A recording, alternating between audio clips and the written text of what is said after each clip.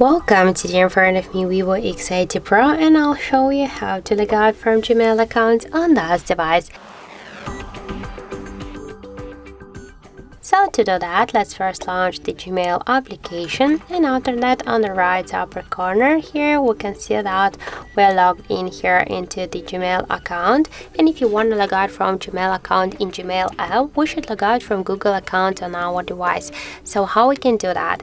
To do that, we should first click to manage accounts on this device, and here in Google account settings we can see this our account, and just to log out from this account, just tap here to remove account, then confirm the action by click here to remove account again, and that's it. Now let's just go back to the application, and here into the app we can also see that we log out from Gmail account successfully.